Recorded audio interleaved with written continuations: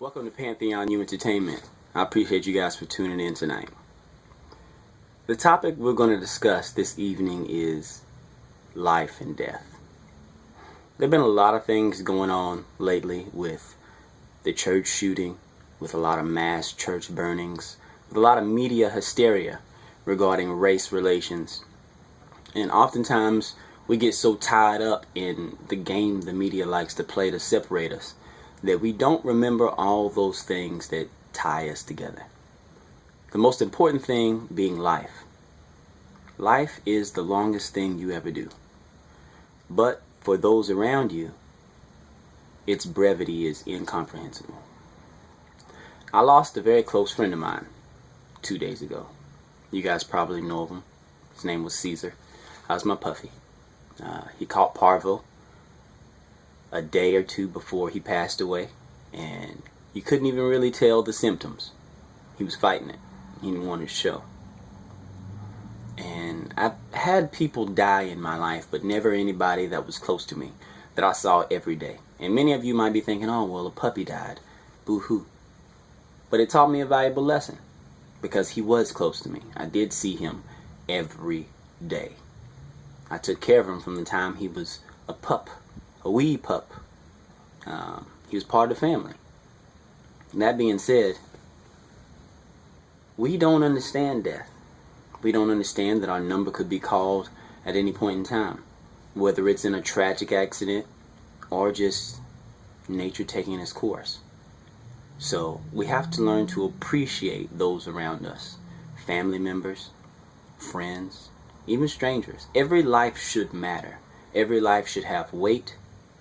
And there should be a great sense of gravity and mourning when a life is taken, whether it's natural or before its time.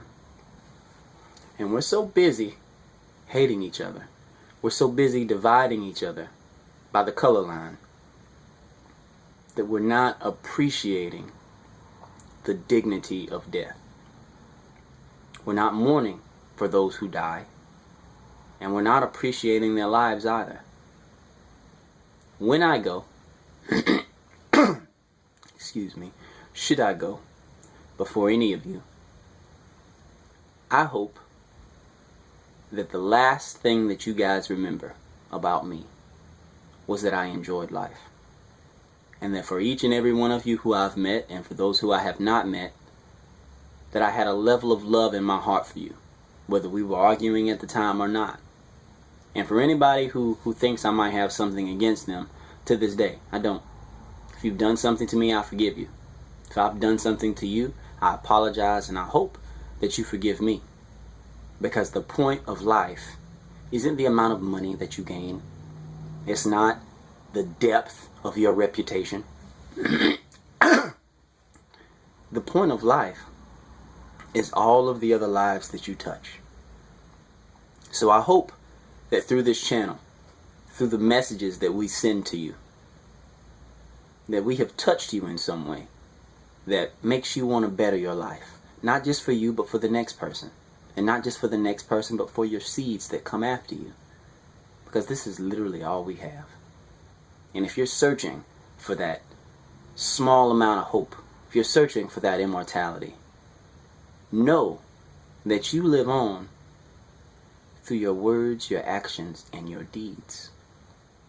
Not through a vast empire of wealth that you have built, and not through how sternly you spoke to someone, but how kindly you handled them. Prime example, I took a trip to Miami about 2 weeks ago, and while I was there, a young lady came up to me and asked me if I had any money. Nobody in my family had any cash on them, but I told her, hey, I'll buy you some food. Go pick whatever you want. And as she was picking, she ordered a sandwich. She asked me if she could get another one, and I said yes. And then she got a smoothie. The cashier was like, you're doing a little much, don't you think? And I said, no, she's fine. She can get what she wants. I told her, anything on the menu. And I'm not a rich man by any means, but if I have it, I'll give it. My question was, what type of person are you as the cashier to tell someone that they might be overstepping their bounds? Is it not my finances that were buying her food? So if I'm not saying anything, what gives you the right to? But what hurt me the most about the situation was after the food was ordered, the cashier told her, "You know, when you get this food, you got to get out of here." How far have we fallen as human beings? How depraved are we that we don't care about the struggle of someone else? We got to think about these things, because you will be judged based on every lie, based on every nasty word, based on every false witness that you have bared. And you don't have to believe what I believe.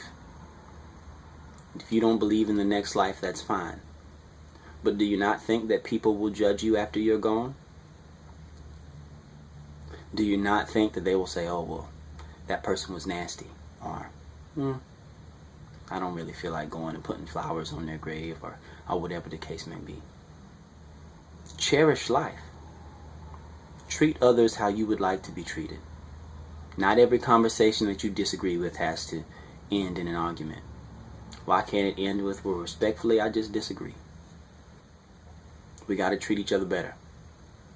If we want to see any type of change in the world, we can't return the hate that we have been given as if it were a letter in the mail. Never let any man bring you so low as to hate him. Faith, hope, and love. And the greatest of these is love. So if you guys have taken nothing away from this conversation that we've had tonight, take away love. And if no one's told you today, I love you and I appreciate you. And I hope that whatever you decide to do in life that is right and just, that you are successful in. Thank you guys for tuning in to Pantheon U Entertainment. Have a great evening. In the moments when the light fades and the world seems to have turned its back on you, the only people you have left are family. Family will be there when no one else is. Family will pick you up when you feel like you're at your very lowest. Family isn't always people. Family can come in the form of an animal. Family can be the ones who aren't even blood related to you. But most of all, family, that's who you look out for. I love you, Caesar.